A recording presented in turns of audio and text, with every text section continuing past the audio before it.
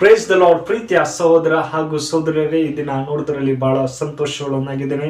ಯೇಸು ಕ್ರಿಸ್ತನ ಶ್ರೇಷ್ಠವಾದ ನಾಮದಲ್ಲಿ ನಿಮಗೆಲ್ಲರಿಗೂ ವಂದನೆ ಸಲ್ಲಿಸ್ತೇನೆ. ಶಾಲೂಮ್, ನಿಮಗೆ ಸಮಾಧಾನ ಉಂಟಾಗಲಿ. ಪ್ರೀತಿ ದೇವ ಕಡೆ ಈ ನೂತನ ದಿನ ನೋಡುವಂತೆ ಕೃಪೆ ಮಾಡಕ್ಕಾಗಿ ತಂದೆಯ ದೇವ್ ನಮಗೆ ಸ್ತೋತ್ರ ಸಲ್ಲಿಸೋಣ. ಹೌದು ಪ್ರೀತಿ ದೇವ ಕಡೆ, ದೇವ್ರ ಕೃಪೆಯಿಂದ ನಮ್ಮನ್ನು ಅದ್ಭುತವಾಗಿ ಆತನ ಕರುಣೆಯಿಂದ ನಮ್ಮನ್ನು ಕಾಪಾಡಿ ನಡೆಸುವಂತ ಸರ್ವಶಕ್ತರಾಗಿದ್ದಾರೆ. ಪ್ರೀತಿ ದೇವ ಮಕ್ಕಳೇ, ಈ ಮುಂಜಾನೆ ವೇಳೆಯಲ್ಲಿ ದೇವರು ಒಂದು ಒಳ್ಳೆ ವಾಗ್ದಾನ ಕೊಟ್ಟಿದ್ದಾರೆ. ಏನಂದ್ರೆ, ನಿಮಗೆ ಮನಃಶಾಂತಿ ಆಗಲಿ. ಆಮೇಲೆ ಹಲ್ಲೆಲೂಯಾ. ಹೌದು ಪ್ರೀತಿ ದೇವ ಮಕ್ಕಳೇ, ನಮ್ಮ ಜೀವಿತದಲ್ಲಿ ನಾವು ಯಾವ ರೀತಿಯಲ್ಲಿ ಮನಃಶಾಂತಿಯಿಂದ ಜೀವಿಸ್ತಾ ಇದ್ದೀವಿ ಎಂಬುದು ಆಲೋಚನೆ ಮಾಡಬೇಕು. ಇದಕ್ಕೆ ಆಧಾರವಾಗಿ ನೋಡೋದಾದ್ರೆ, ಲೂಕನ ಬರೆದ ಸುವಾರ್ತೆ 24ನೇ ಅಧ್ಯಾಯ 36ನೇ ವಚನ ನಿಮಗಾಗುತ್ತೀನಿ. ದಯಮಾಡಿ ನಿಮ್ಮಲ್ಲಿ ಸತ್ಯವಿದ್ದರೆ ತೆಗೆದು ಧ್ಯಾನಿಸಬೇಕೆಂಬುದಾಗಿ ಕೇಳ್ಕೊಳ್ತೇನೆ. ಅಲ್ಲಿ ಹೀಗೆ ಬರ್ತಾರೆ ನೋಡಿ, ಅವರು ಈ ಸಂಗತಿಯನ್ನು ಕುರಿತು ಮಾತಾಡುತ್ತಿರುವಾಗ ಆತನೇ ಅವರ ನಡುವೆ ನಿಂತು ನಿಮಗೆ ಮನಃಶಾಂತಿ ಆಗಲಿ ಎಂದು ಅವರಿಗೆ ಹೇಳಿದನು. ಆಮೇಲೆ ಹಲ್ಲೆಲೂಯಾ. ಹೌದು ಪ್ರೀತಿ ನಮ್ಮ ಕಡೆ ಇಲ್ಲಿ ದೇವರು ಹೇಳ್ತಾರೆ, ನಿಮಗೆ ಮನಃಶಾಂತಿ ಆಗಿರಲಿ. ನಿಮ್ಮ ಜೀವಿತದಲ್ಲಿ ಕಷ್ಟ, ದುಃಖ, ವೇದನೆಯಲ್ಲಿ ಎದುರುವಾಗ ಕೊಡುವ ನಾನು ನಿಮಗೆ ಮನಃಶಾಂತಿನ ಕೊಡ್ತೇನೆ. ಈ ದಿನಗಳಲ್ಲಿ ಎಷ್ಟೋ ಜನಕ್ಕೆ ನಿದ್ದೆ ಇಲ್ಲದೆ ಜೀವಿಸ್ತಾ ಇದ್ದಾರೆ. ಅವ್ರಿಗೆ ಶಾಂತಿ ಇಲ್ಲ, ಮನೆಯಲ್ಲಿ ಸಮಸ್ಯೆ, ವೇದನೆ ಇದ್ದಾರೆ. ಆದರೆ ದೇವ್ರು ಹೇಳ್ತಾರೆ, ನಿಮಗೆ ನಾನು ಮಧ್ಯದಲ್ಲಿದ್ದಿ ನಿಮಗೆ ಮನಃಶಾಂತಿ ಆಗ್ಲಿ ಎಂಬುದಾಗಿ ದೇವ್ರು ಹೇಳ್ತಾ ಇದ್ದಾರೆ. ಹೌದು ಪ್ರೀತಿ ನಮ್ಮ ಕಡೆ, ಆತನಲ್ಲಿ ನಾವು ನಂಬಿಕೆಯಿಂದ ಇರಬೇಕು.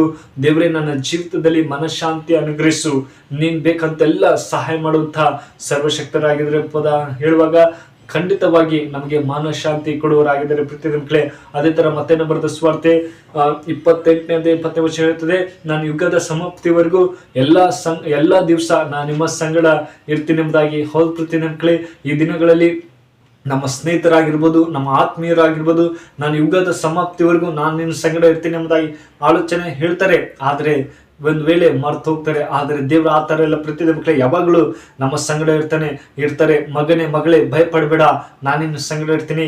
ನಿನ್ನ ದುಃಖ ನನಗೆ ಗೊತ್ತು, ನಿನಗೆ ಬಾಧೆ ಇದೆ, ನಾನು ನಿನ್ನ ಸಂಗಡ ಇರ್ತೀನಿ ಎಂಬುದಾಗಿ ದೇವ್ರ ಹೇಳ್ತೀನಿ. ನೋಡಿ, ಅವರಿಗೆ ಉಪದೇಶ ಮಾಡಿ, ನೋಡ್ರಿ, ನಾನು ಯುಗದ ಸಮಾಪ್ತಿವರೆಗೂ ಎಲ್ಲಾ ದಿವಸ ನಿಮ್ಮ ಸಂಗಡ ಇರುತ್ತೇನೆ ಎಂದು ದೇವ್ರು ಹೇಳ್ತಾರೆ. ಹೌದು ಪ್ರೀತಿ ಮಕ್ಕಳೇ, ದೇವ್ರು ಎಷ್ಟು ಒಳ್ಳೆಯವರು, ನಮಗೆ ಮನಃಶಾಂತಿ ಕೊಡೋರಾಗಿದ್ದಾರೆ.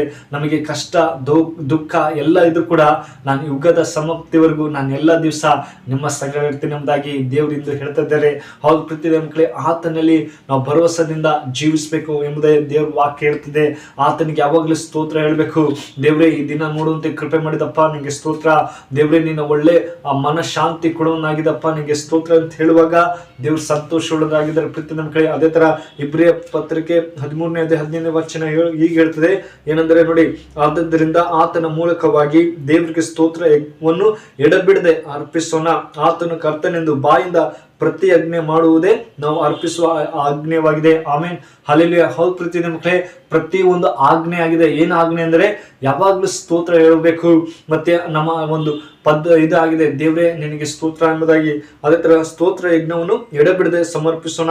ಹೌದು ಪ್ರೀತಿ ಮಕ್ಕಳೇ, ಪ್ರತಿದಿನ ದೇವರಿಗೆ ಸ್ತೋತ್ರನ ನಾವು ಅರ್ಪಿಸಬೇಕು. ದೇವ್ರು ನಮ್ಮಿಂದ ಏನು ಕೇಳ್ತಾ ಇಲ್ಲ, ನೀನು ಇಷ್ಟ ಹಣ ಕೊಡು, ಇಷ್ಟ ಇದು ಕೊಡು ಎಂಬುದಾಗಿ ಕೇಳ್ತಾ ಇಲ್ಲ. ಬದಲಾಗಿ ನೀವು ಸ್ತೋತ್ರನ ಹೇಳ್ರಿ. ನಾನು ಪ್ರತಿದಿನ ನಿಮಗೆ ಕಾಪಾಡ್ತಾ ಇದ್ದೀನಿ. ಪ್ರತಿದಿನ ಕಷ್ಟದಲ್ಲಿ ಇರುವಾಗ, ದುಃಖದಲ್ಲಿರುವಾಗ ನಾನು ನಿಮ್ಮನ್ನು ಜೊತೆಲಿದ್ದು ಕಾಪಾಡ್ತೀನಿ. ಅದಕ್ಕೋಸ್ಕರ ನೀವು ಸ್ತೋತ್ರ ಯಜ್ಞವನ್ನು ಅರ್ಪಿಸ್ರಿ ಎಂಬುದಾಗಿ. ಹೌದು ಪ್ರೀತಿ ಮಕ್ಕಳೇ, ನಾವು ದೇವರಿಗೆ ಸಮಯನ ಕೊಡ್ತಾ ಇದೀವ ಎಂಬುದು ಆಲೋಚನೆ ಮಾಡಬೇಕು. ಟಿವಿಯಲ್ಲಿ ಸಮಯ ಕಳಿತೀವಿ, ಮೊಬೈಲ್ ಅಲ್ಲಿ ಸಮಯ ಕಳಿತೀವಿ. ಆದ್ರೆ ದೇವ್ರು ಹೇಳ್ತಾರೆ, ನೀವು ಯಾವಾಗಲೂ ಸ್ತೋತ್ರ ಸಲ್ಲಿಸಿರಿ. ಮತ್ತೆ ಹೇಳ್ತಾರೆ, ಆತನು ಕರ್ತನೆಂದು ಬಾಯಿಂದ ಪ್ರತಿಜ್ಞೆ ಮಾಡುವುದೇ ನಾವು ಅರ್ಪಿಸುವ ಆಜ್ಞೆವಾಗಿದೆ. ಹೌದು ಪ್ರೀತಿ ಮಕ್ಕಳೇ, ದೇವರಿಗೆ ಯಾವಾಗಲೂ ದೇವರೇ ನೀನು ಕೊಟ್ಟಂತ ಒಂದು ದೇವ್ರಂತ ಬಾಯಿಂದ ಆರೈಕೆ ಮಾಡಬೇಕು. ದೇವ್ರು ಯಾವಾಗಲೂ ನಮ್ಮನ್ನು ನೋಡುವರಾಗಿದ್ದಾರೆ.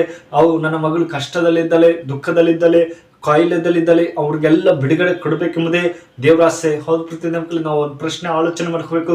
ನಾನು ದೇವರಿಗೆ ಯಾವಾಗಲೂ ಸ್ತೋತ್ರ ಹೇಳ್ತಾ ಇದ್ದೀನ, ದೇವರಿಗೆ ಯಾವಾಗಲೂ ಸಮರ್ಪಿಸ್ತಾ ಇದ್ದೀನ ಎಂಬುದಾಗಿ ಆಲೋಚನೆ ಮಾಡಬೇಕು. ಹೌದು ಪ್ರೀತಿ ಮಕ್ಕಳು, ದೇವ್ರು ಯಾವಾಗಲೂ ಯುಗದ ಸಮಾಪ್ತಿವರೆಗೂ ನಮ್ಮ ಸಂಗಡ ಇರುವಂತ ದೇವರು. ಆತ ನಮಗೆ ಶಾಂತಿ ಕೊಡೋರಾಗಿದ್ದಾರೆ.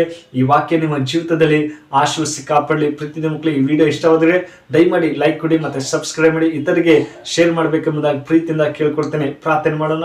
ಕಣ್ಣು ಮುಚ್ಚಿಕೊಂಡು ಪ್ರಾರ್ಥನಾ. ಪರಿಶುದ್ಧನೆ ಮಹೋನ್ನತವುಳ್ಳ ದೇವ್ರೆ, ಈ ಮುಂಜಾನೆ ವೇಳೆ ಒಳ್ಳೆ ದಿನ ಕೊಡುವಂತೆ ಮಾಡಿದಕ್ಕಾಗಿ ಸ್ತೋತ್ರ. ಅಪ್ಪ ದೇವ್ರೆ, ಈ ವಿಡಿಯೋ ಅರ್ನೋತ್ತರ ಮಕ್ಕಳಿಗೆ ಮನಃಶಾಂತಿ ಕೊಡು, ಎಲ್ಲ ಸಮಸ್ಯೆಯಿಂದ ಬಿಡುಗಡೆ ಕೊಡು. ಅಪ್ಪ, ಯಾವಾಗಲೂ ಅವ್ರು ನಿಮ್ಗೆ ಸ್ತೋತ್ರ ಹೇಳುವಂತೆ ಮಕ್ಕಳನ್ನು ಆಶೀರ್ವದಿಸಪ್ಪ ಅಂತ ಪ್ರಾರ್ಥಿಸಿದ್ದಾರೆ. ಪ್ರೀತಿ ದೇವ್ರೆ, ಈ ಚಿಕ್ಕ ಪ್ರಾರ್ಥನೆ ಕೇಳಿದಂತೆ ಯೇಸು ಕ್ರಿಸ್ತನಲ್ಲಿ ಬೇಡ್ತೇನೆ, ಜುಡ್ತಂದೆ.